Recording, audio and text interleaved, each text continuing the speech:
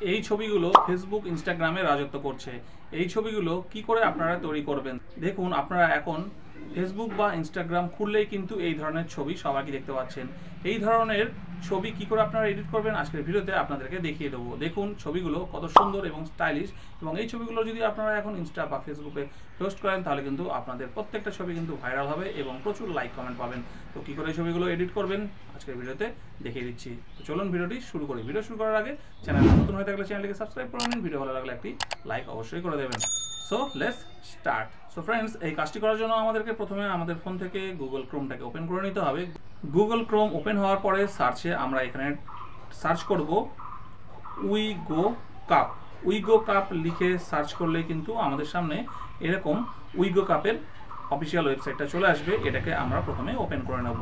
তো এই অফিসিয়াল ওয়েবসাইটটা ওপেন হয়ে যাবে। ওপেন করলেই প্রথমেই কিন্তু আপনারা এখানে দেখতে পেয়ে যাবেন যে এরকম একটা ব্যানার এসছে এবং ব্যানারের নিচে এরকম একটা টাইটেল আছে। তো আপনাদেরকে প্রথমে এই টাইটেলটার মধ্যে টাচ করতে হবে। টাইটেলে টাচ করবেন। টাচ করার পরে এইবার দেখুন এইখানে একটা সার্চ বার আছে। এই সার্চ বারের মধ্যে টাচ করবেন। টাচ করার পরে এখানে আপনাদেরকে লিখতে হবে GZZ, ঠিক আছে? GZZ লিখে সার্চ করবেন। সার্চ করলে আপনাদের সামনে দেখুন আবার এরকম একটা অপশান চলে আসবে।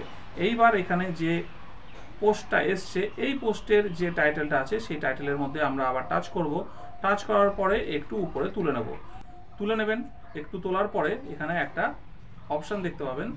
দেখুন এখানে তুলে নিচ্ছি। হ্যাঁ, এই যে এখানে অপশানটা এসছে, এই অপশানটা দেখুন এখানে এই যে বাটনটা আছে এই বাটনটার মধ্যে আপনাদেরকে ক্লিক করতে হবে। ক্লিক করে অ্যাপটাকে কিন্তু ডাউনলোড বা ইনস্টল করে নিতে হবে। তো আমার যেহেতু অলরেডি অ্যাপটা ডাউনলোড করা আছে এবং ইনস্টল করা আছে সেই জন্য আমি আর করছি না।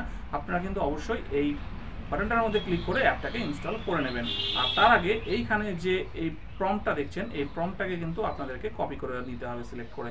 তো আমি এখান থেকে এই প্রম্পটটাকে সিলেক্ট করে কপি করে নিচ্ছি। কপি করে এবার এখান থেকে ব্যাক করে চলে আসছি। আপনাদেরকে আমি অ্যাপটা ওপেন করে কাজটা করে দেখাচ্ছি। তো অ্যাপটা আমি এখান থেকে ওপেন করে নিলাম।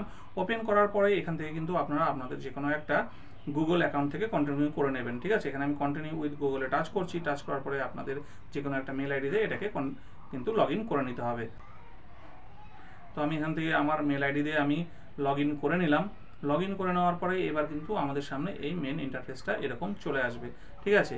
এইবার কি করতে হবে দেখুন, প্রথমে কিন্তু আপনাদের এইখানে দেখুন একটা প্লাস আইকন আছে, এখান থেকে দেখতে পাবেন ভালো করে। এই যে প্লাস আইকনটা এখান থেকে দেখতে পাচ্ছেন, এই প্লাস আইকনটার মধ্যে আপনাদেরকে টাচ করতে হবে। এই প্লাস আইকনটা টাচ করলে আপনাদের এখানে কিন্তু ক্যামেরা, ফটোস, ফাইলস এই অপশনটা পাবেন। এখানে আপনাদের ফোনের গ্যালারি থেকে যে ফটোটা আপনারা এডিট করতে চাইছেন সেই ফটোটাকে সিলেক্ট করবেন। এখানে ফটোসের মধ্যে টাচ করবেন। টাচ করলে আপনাদের গ্যালারি ওপেন হয়ে যাবে। গ্যালারি ওপেন হয়ে যাওয়ার পরে গ্যালারি থেকে আপনারা যে ছবিটা এডিট করতে চাইছেন সেই ছবিটা সিলেক্ট করে নেবেন। তো আমি এখানে ধরুন আমার এই ছবিটা সিলেক্ট করে নিচ্ছি।